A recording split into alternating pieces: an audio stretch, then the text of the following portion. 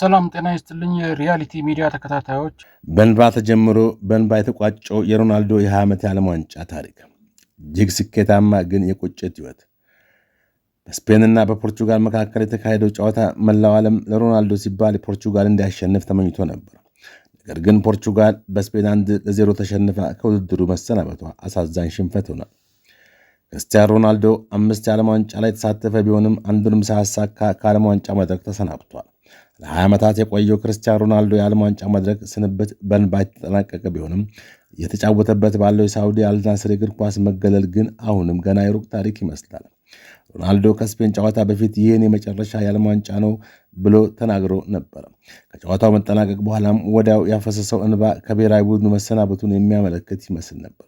ነገር ግን እንደ አጃንስ ፍራንስ ፕሬስ ዘገባ ከሆነ በጋዜጠኞች መገናኛ ቀጠና ሚክስድ ዞን ስለወደፊት ሕይወቱ ሲጠየቅ ሮናልዶ የመጨረሻ የዓለም ዋንጫ መሆኑ እውነት፣ ነገር ግን ከዚህ በኋላ ስለሚመጣው ነገር ከቤተሰቤ ጋር ጊዜ እያሳለፍኩ ለማሰብ ጊዜ ያስፈልገኛል ካለ በኋላ ችኩል ውሳኔ አልወስንም፣ በቀላሉ ሕይወቴን እኖራለሁ ሲልም አክሏል። በተጨማሪም ሮናልዶ ይህ እግር ኳስ እና የእግር ኳስ ተጫዋች ሕይወት ነው በማለት አንዳንድ ጊዜ ታሸንፋለህ፣ አንዳንድ ጊዜ ደግሞ ትሸነፋለህ፣ ያ ግን በቀላሉ ወደፊት መጓዝ አለብን ብሏል።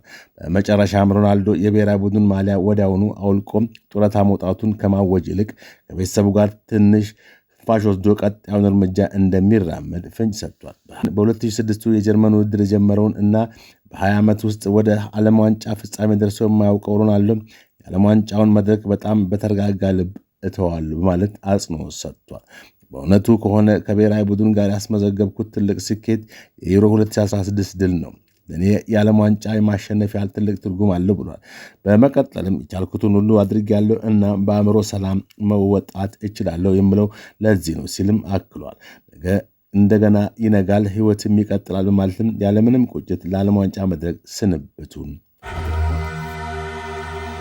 ሃሪኬን የእንግሊዝን የ60 ዓመት የኳስ እርግማን ሰብሮ ለዋንጫ ያበቃት ሲሆን ትራምፕ ሃሪኬን ታላቅ ተጫዋች መሆኑን ተናገሩ። እንግሊዞች የዓለም ዋንጫ ከባድ ቁስል ወይም እርግማን አለባቸው ማለት ይቻላል። ራሷ ባዘጋጀችው የ1966 ዓለም ዋንጫ ውጭ አንድም ጊዜ ዋንጫ አንስታ አታውቅም። እንዲያውም ብዙ ጊዜ ግማሽ ፍጻሜ ወይም አራት ውስጥ ገብታ መሸነፍ ልማዷ ነው። ይሁንና ሃሪኬን የእንግሊዝ የ60 ዓመት የኳስ እርግማንን ሰብሮ ለዋንጫ ያበቃታል ተብሎ ይጠበቃል። ከዲሞክራቲክ ኮንጎ ጋር በነበረው ጨዋታ 2 አስደናቂ ጎሎችን በማስገባት ወደ ሩብ ፍጻሜ ያሳለፋት ሲሆን ባለፈው ደግሞ ከሜክሲኮ ጋር በነበራቸው ጨዋታ የሪያል ማድሪዱ ሚድፊልደር ጄ ቤሪንግሃም ሁለተኛውን ጎል ሲያስገባ ያቀበለው ሃሪኬን ሲሆን እንግሊዝ ያገኘችውን ፔናልቲ ሃሪኬን አስገብቶ 3-2 ሜክሲኮን አሸንፋ ለግማሽ ፍጻሜ አልፋለች። እንግሊዝ በቀጣዩ ከኖርዌይ ጋር የምትጫወት ሲሆን የእንግሊዝ ተከላካዮች ሞገደኛውን ሃላንድን መቋቋም ከቻሉ እና ሃሪኬንና ሌሎች አጥቂዎች በጣም በተናበበ ሁኔታ መጫወት ከቻሉ ኖርዌይን አሸንፈው ወደ አራቱ ቡድን ሊገቡ ይችላሉ። ይህ በዚህ እንዳለ የአሜሪካው ፕሬዚዳንት ዶናልድ ትራምፕ በሃሪኬን ብቃት በጣም የተማረኩ መሆናቸውን በመግለጽ በጣም ምርጥ ተጫዋች መሆኑን መስክረዋል። አርጀንቲና አስደናቂ የጨዋታ ብልጫ ሳይታ ግብፅን አሸነፈች። ሜሲ ከሌላ ፕላኔት የመጣ ነው የሚለውን የበለጠ የሚያጠናክር ብቃት አሳይቷል።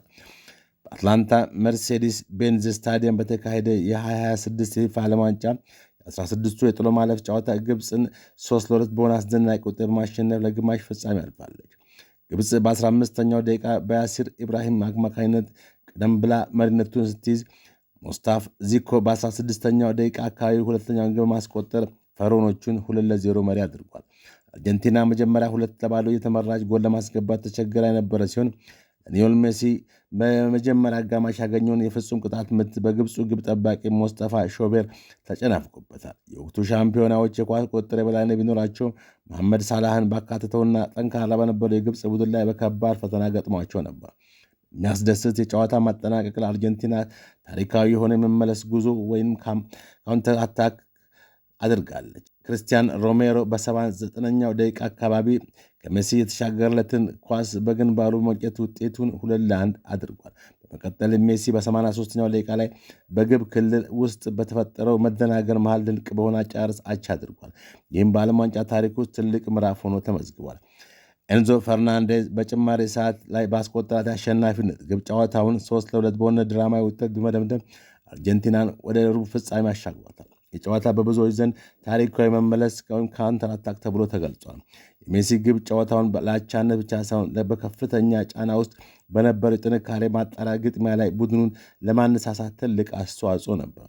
የእሱ እይታ ፈጠራና መረጋጋት በጉልህ የታዩ ሲሆን የግብ ዕድሎችን በመፍጠርና ወሳኝ በሆኑ ሰዓታት ላይ ውጤት በማምጣት የእሱን ታዋቂ የዓለም ዋንጫ ታሪክ ይበልጥ አድምቆታል። ጨዋታው የአርጀንቲናን የሻምፒዮንነት ስነ ልቦና ያሳየና በውድድሩ ላይ አስደሳች ጉዞ እንዲቀጥሉ ያደረገ ነው ተብሏል።